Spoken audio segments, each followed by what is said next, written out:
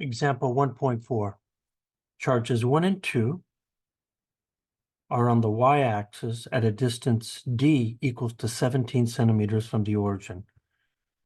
Charge 3 is moved gradually along the x-axis from x equal to 0 to x equal to 5 meters. A. Draw a free body diagram and symbolically derive the net force acting on charge 3. B. Using conceptual arguments, at what values of x will the magnitude of the electrostatic force on charge 3 be minimum and maximum? C. Numerically compute these minimum and maximum forces. So let's analyze this. Since charges Q1 and Q2 are symmetric,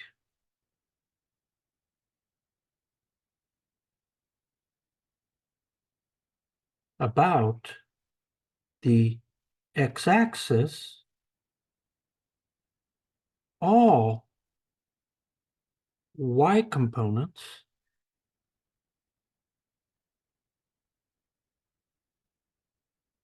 will automatically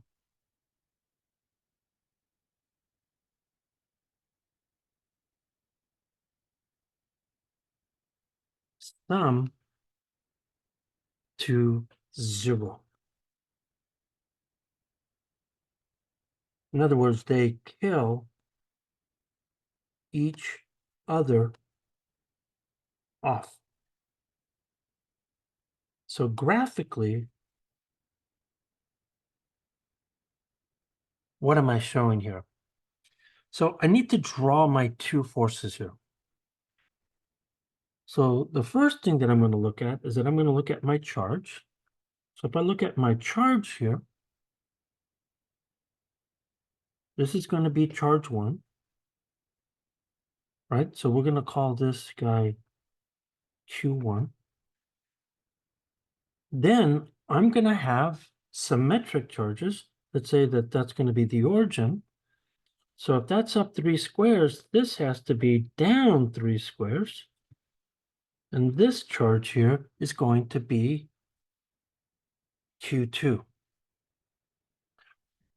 So for the sake of argument, I'm going to say that charge 3 is located right here. And this here is a positive charge. So when I start to look at my coordinate system, here's what I'm seeing. I see that I have a y-axis where these charges lie. So let me see if I can get a good line here.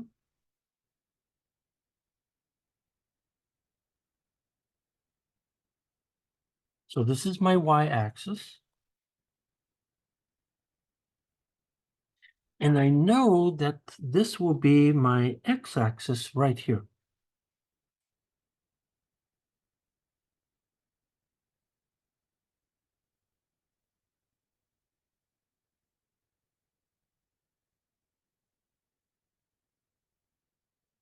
Now, when I look at this, if this is my origin, they're telling us that we have a separation of D here. And we know that that distance is 17 centimeters. And then we have another separation, which we're calling X. And we know that X is a variable force, a variable distance. So now let's look at the force due to charge 1. So charge 1 works on charge 3, and they do this along straight lines. So that means if I follow this to a straight line,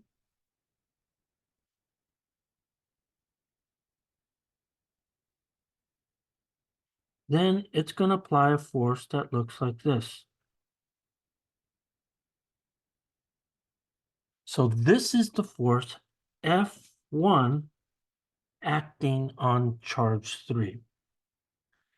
I can say the exact same thing about charge 2. Now, when I'm looking at this, this also works in a straight line. So that means if I start to look at these forces, it's now going to come here and it's going to look like right there. So this here is the force F2. Now, when I look at the details of force 1, I'm going to only identify the angle, but because they're symmetric, the angle of theta 2 and theta 1 must be the same. So now we have vector components. So let's look at the vector components. So force 2 has a vertical vector component that's going to look something like this. And force 1 is going to have a vertical component that's going to look something like this.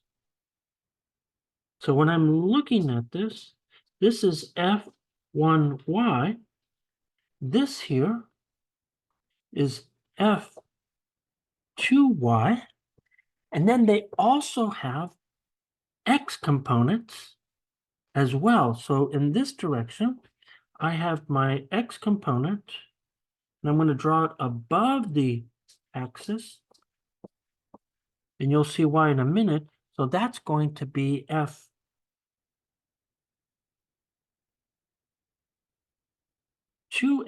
and then if I look at this force, it's also going to have a component that points in the same direction. And because they're the same distance from,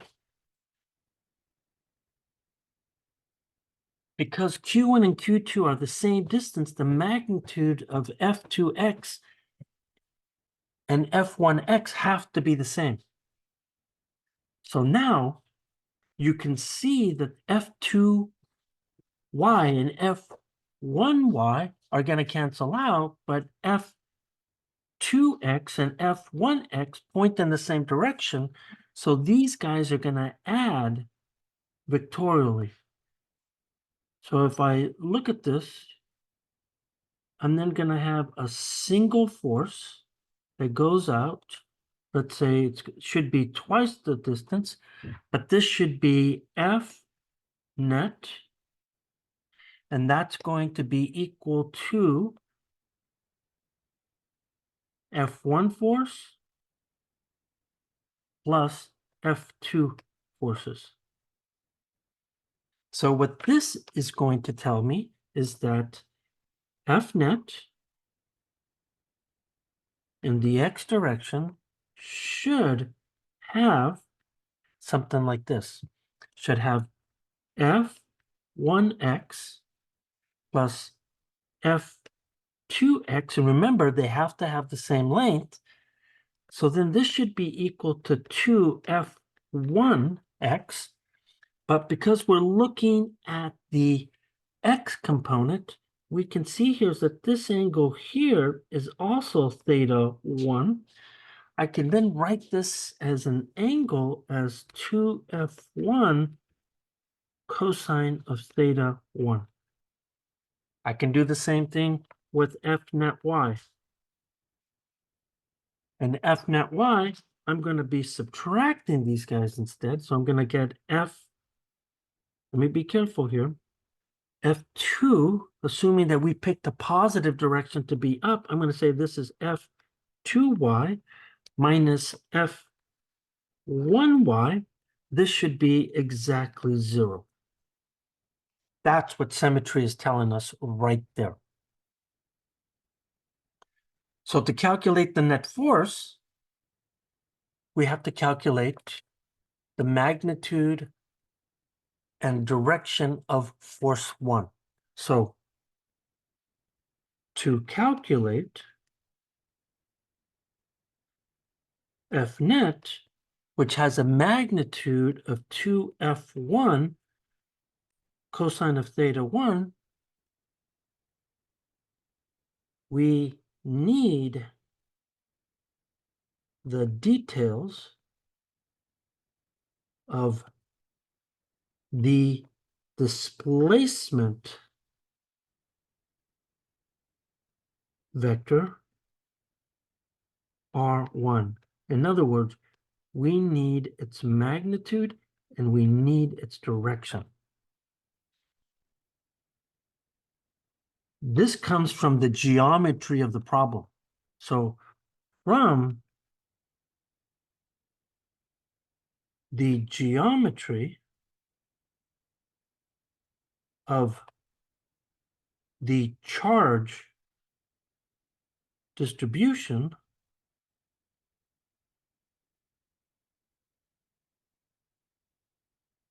we set up a triangle. So how do I set up my triangle? Well, you could see that I have that little triangle, but let's put in a little bit more detail here. So I have a charge, right? Here's my charge right here. And this charge, of course, is Q1. And then I'm going to say that this is the origin. And then I'm going to move this other charge out here.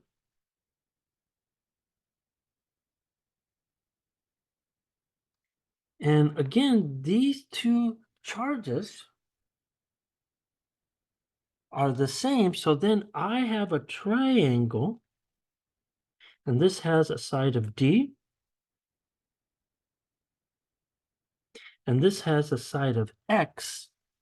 And you could see that my displacement vector for force 1 is then going to be this guy right here, where I need this angle and I need that length. So here we go. So I want the magnitude. So if I look at the magnitude, it's going to be the magnitude of R1. And this guy here, you could see here that that's just the hypotenuse. So that's got to be x squared d squared square root. That's what R is. So when I look at the angle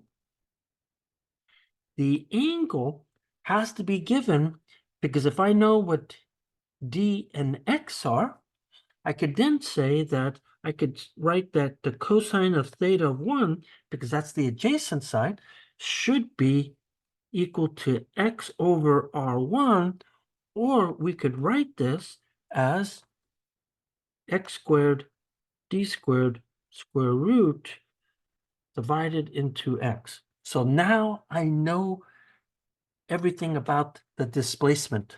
So the net force can now be written symbolically.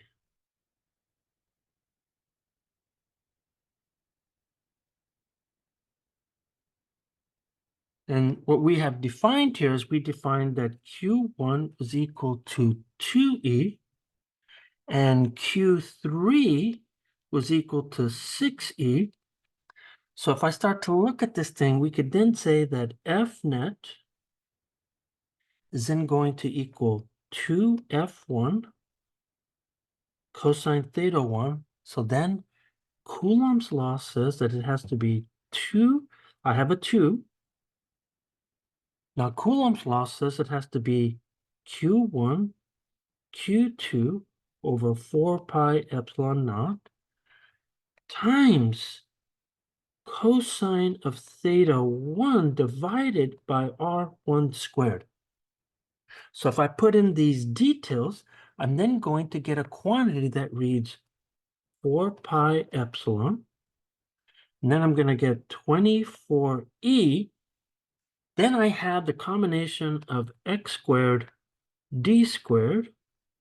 That's r squared. And then my cosine term is x squared plus d squared square root into x, which then tells us that we could then write this guy as 4 pi epsilon naught x squared d squared to the 3/2 power. That's how we combine the denominator. And then this all goes into 24 e squared x. And this is the net force acting on this system here.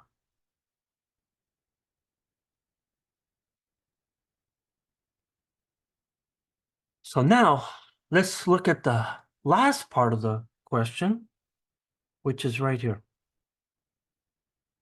So it says, using conceptual arguments, at what values of x will the magnitude of the electrostatic force on charge 3 be a minimum or a maximum? Well, conceptually, it's about symmetry for the minimum.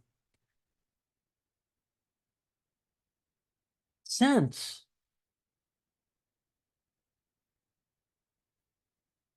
symmetry guarantees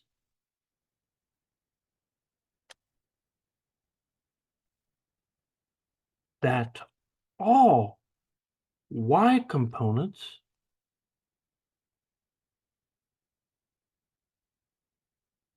will cancel out,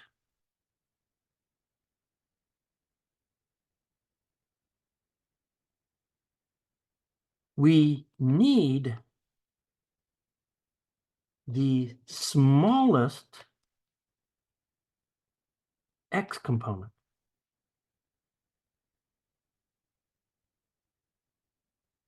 Value. If the charge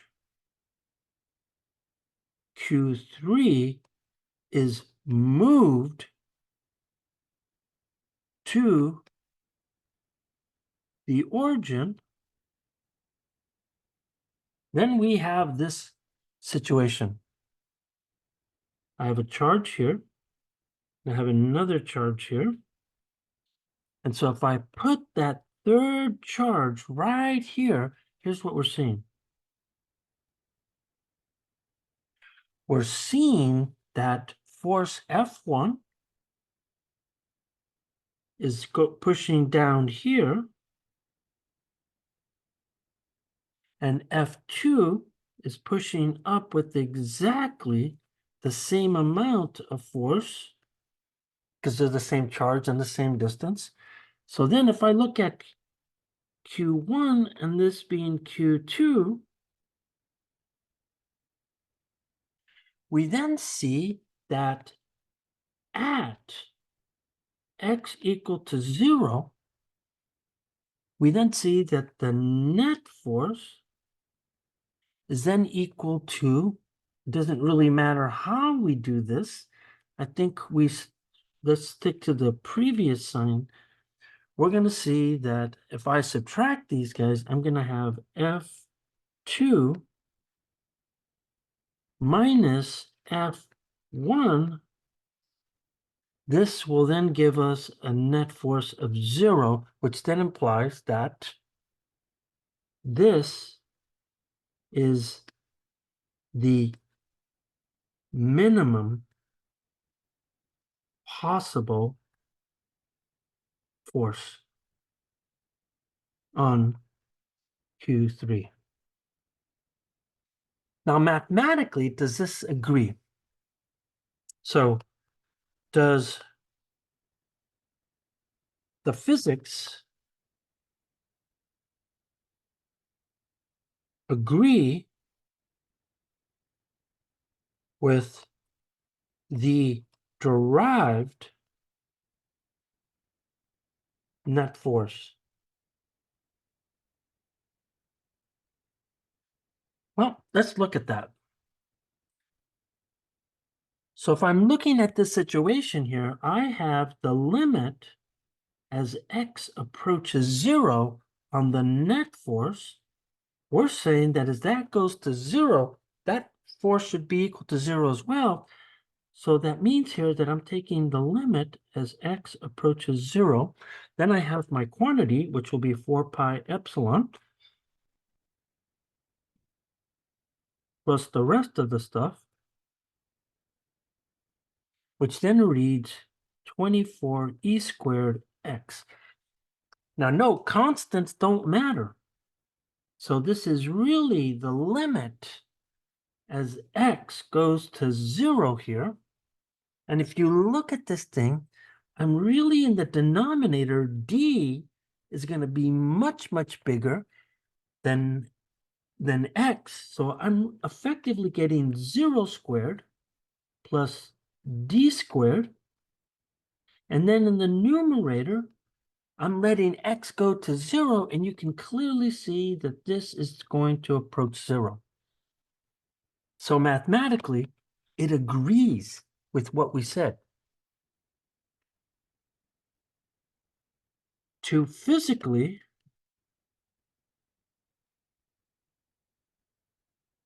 determine where there is maximum force is tricky. My first guess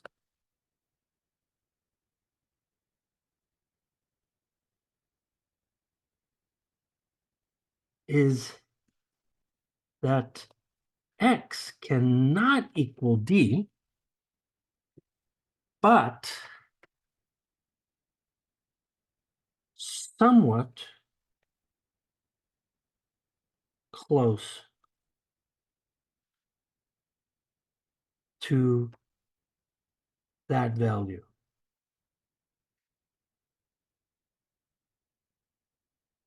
But I really don't know, since I really do not know. We use mathematics.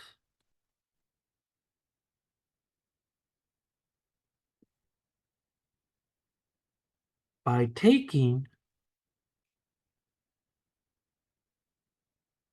the derivative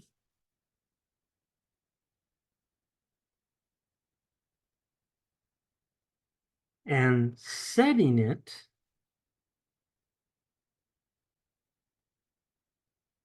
in other words, we're doing an optimization problem. We can get the critical point. In other words, I need to take the net force and I am varying its position. So if I take the derivative of this quantity, I look at my constant term, which is this 4 pi into 24e squared, I'm really left with one term.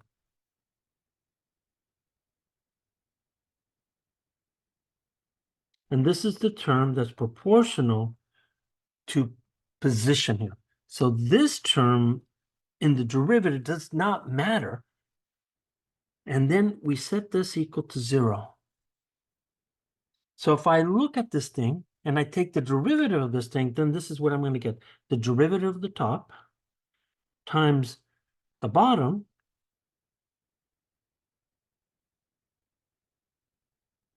now it's the derivative of the bottom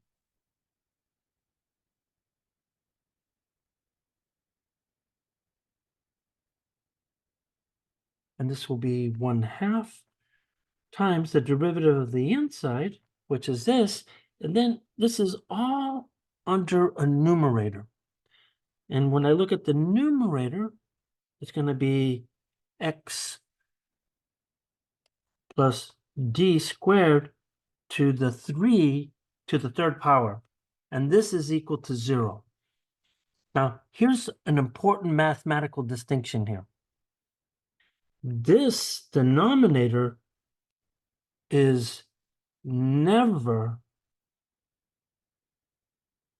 0.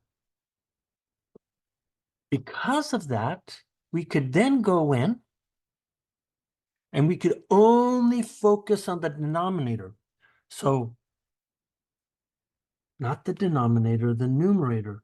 Focusing only on the 0 point of the numerator,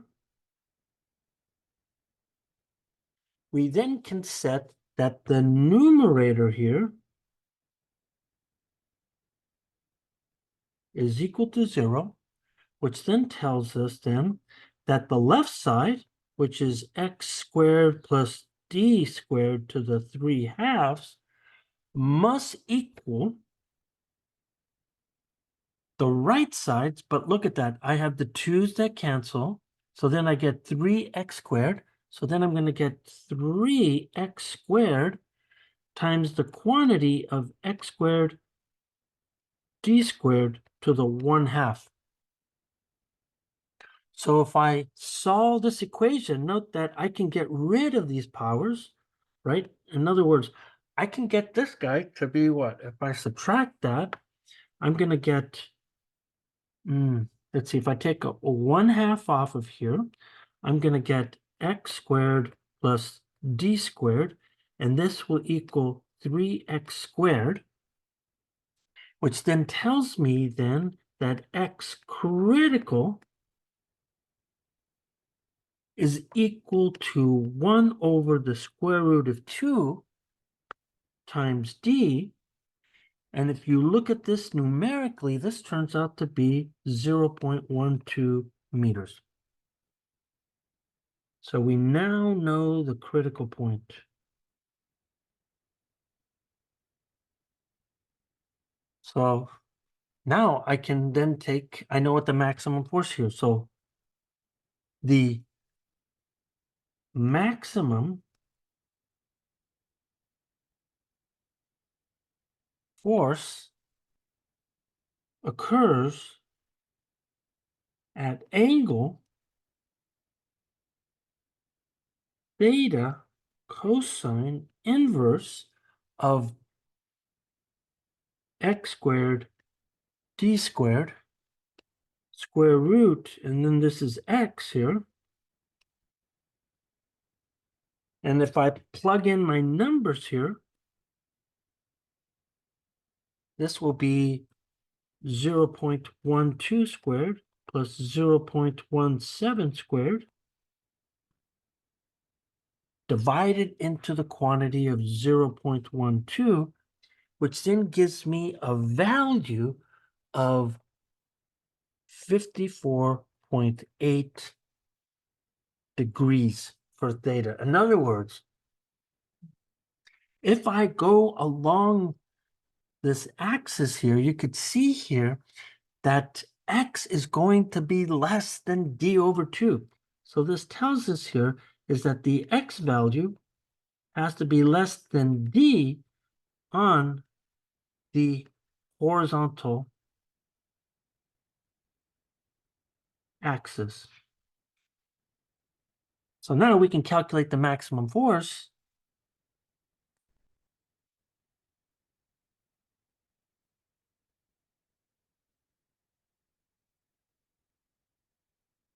We can then write the following thing. F net of x critical is then going to be 4 pi epsilon naught. Then we're going to get x critical squared plus d squared to the 3/2 divided into 24e squared times x critical. So if you punch in all these numbers here, right, we have values for E. We have values for K.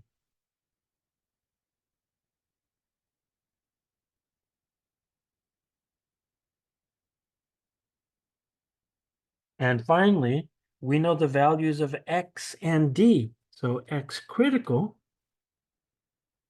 we know is 0.12 meters.